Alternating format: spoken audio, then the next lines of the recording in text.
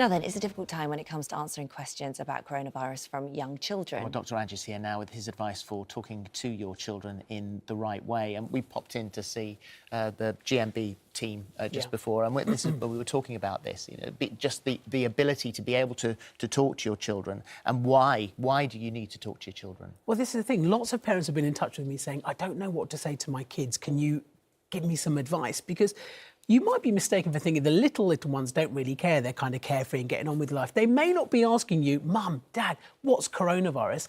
But they might actually look around them and see, hang on, everyone's wearing face masks. Why are there big queues outside supermarkets and the shelves are empty? Why can't I go to school or preschool? Why can't I see my friends or my grandparents? These are questions that are going to be playing on their minds, and it's important to address some of that and to show them that you're there for them. They also hear the news. Like, if you put the news on and you've got it on, they're listening to all that, even if they're in the other room. I'm amazed how much they pick up and how much they've learned. And also, the other thing I will say with a lot of carers and parents is that children will mirror your reactions. So if you're anxious and nervous and you're freaking out, they will pick up on that and feed off that. So be very, very careful how you behave. So how do you do it then? You say, essentially, first thing, know the facts. Yeah, so if we're looking at the under fives, for example, I would always say, firstly, keep it simple and don't be alarming. Know your facts, so always go to approved sources of information. We are so lucky in the UK, we have the nhs.uk/coronavirus website that has public-facing information. All the updates go on there. It's really straightforward and it's accurate. clear. Don't go online and look at others. Don't go anywhere. Don't go in Facebook groups. Be very careful on social media. Just go there if you want information and advice.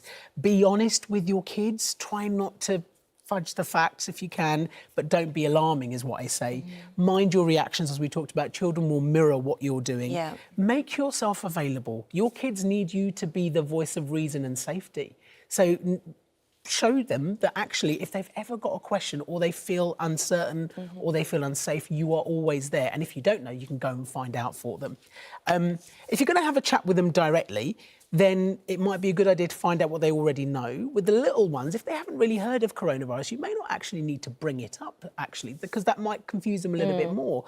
But assess what their questions actually are before you dive into it.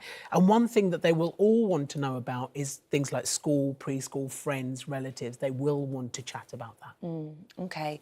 The most important thing is to talk to them at an age-appropriate level. Absolutely. So what is appropriate for a 10-year-old, a 7-year-old, a 5-year-old? So today we're going to basically talk about the under fives, and later on during this week we're going to talk about other age groups as well, just because there's so much time to cover. Bearing in mind that all children are different, and as we were saying to Piers and Lorraine earlier on, you know your own really well. You know what they can take, and you'll know where to gauge it.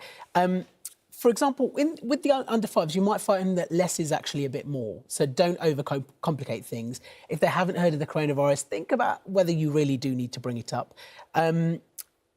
Your main aim around them is going to be safety and trust, OK? They're going to need to know that you are the person they can turn to and they can feel safe with.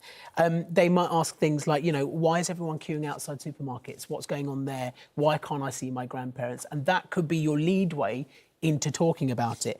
And the other thing, because hand washing is so important, I always say turn it into a game. Little ones love games. They love creative ways of explaining things. And I'm going to talk about a creative way of explaining what the coronavirus is actually. So for a tiny little one, you might think coronaviruses are a type of germ. There's germs all around us. You know, they live all around us. Most of the times, they don't cause us any problems. Sometimes they can get inside our bodies and make us poorly. And if you looked at coronavirus, you can't see it with your naked eye. But if you had a really powerful microscope, it kind of looks a bit like an octopus, I suppose you could say. It's a ball with lots of legs sticking out. These legs are actually quite sticky. And when this coronavirus floats about, gets into your nose or into your mouth, it can stick to the inside of you, and that's what makes you poorly. I see. Coronavirus can also stick to your hands and to your skin, but it can't get through your skin.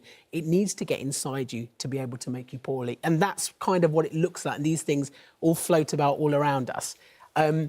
That's an easy way to describe what coronavirus is. And because coronavirus can be transmitted through coughing and sneezing, that's how it spreads around and that's how it gets to other people. That's why we have to emphasise why it's so important. If you're going to cough and sneeze, either do it into a tissue, throw it away and clean your hands, or either do it into your elbow and then make sure you clean afterwards. The importance around hand washing for little ones cannot be stressed enough, because they will constantly be touching things, touching each other and touching their face. And I always... And the thing is also that we, certainly looking at the stats, children are relatively unaffected by this, but they are carriers. And so if there's an older person in your family, or you just, you know, you don't know where they'll take it. And make that clear to them. Coronavirus itself won't necessarily pose a big threat to them, but it's all about protecting everyone else. We all have a part to play together in protecting each other, and that's a lot, much more of a nicer way of putting it, I think. And honest. Yes, Absolutely. It's absolutely the it truth. absolutely is. And if you want to emphasise the importance of hand washing to them, there's a really handy sort of little game that we've got here with some biodegradable glitter.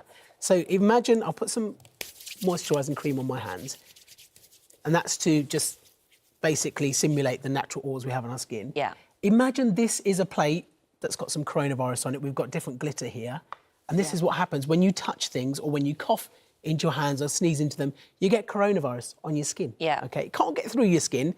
You need to get close to your face, or actually spread it around and get close to somebody else's face for it to get in.